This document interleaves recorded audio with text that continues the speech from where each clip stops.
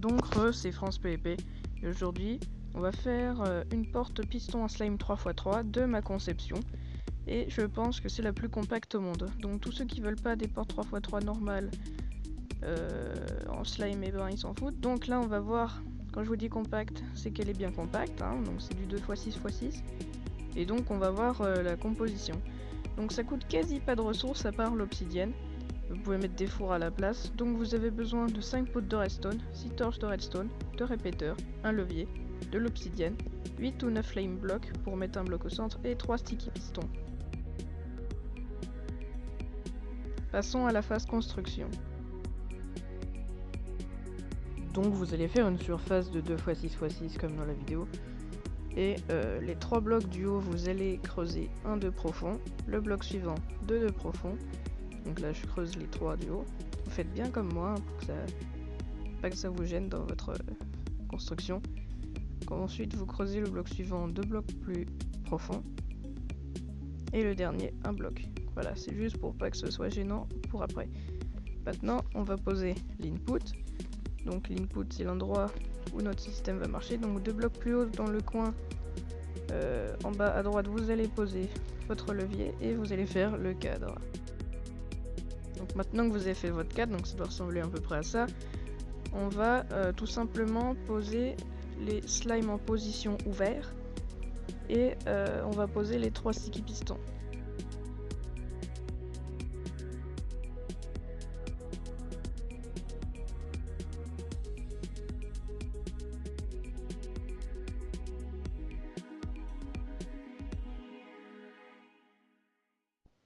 Maintenant on brise ce bloc et on va passer la première torche de redstone sur le bloc avec le levier, avec une obsidienne au-dessus, une torche sur l'obsidienne et un bloc au-dessus de la torche. Là on alimente le premier piston, donc celui du haut.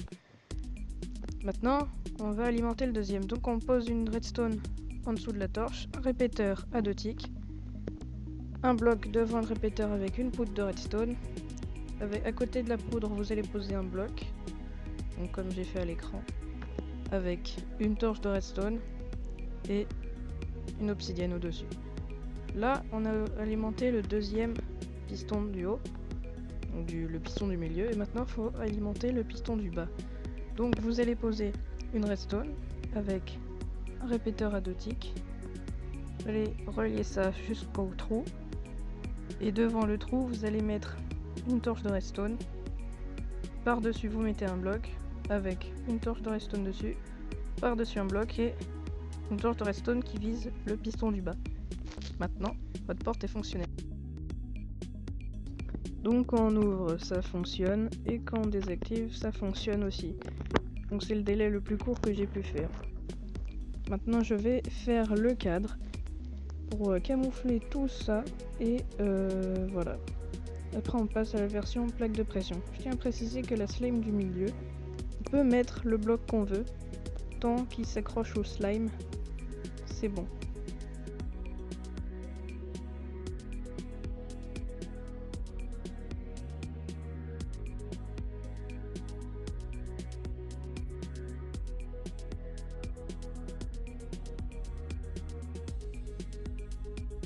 Donc voilà, donc pour cette version plaque de pression, hein, c'est une plaque de pression, c'est logique.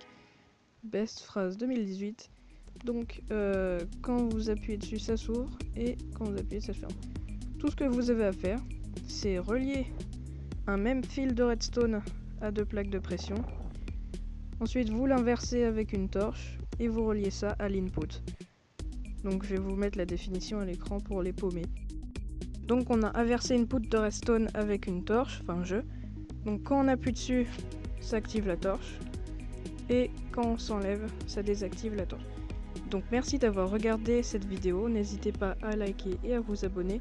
N'hésitez pas à voter contre le piégeur série ou le passage secret. Sur ce, ciao ciao.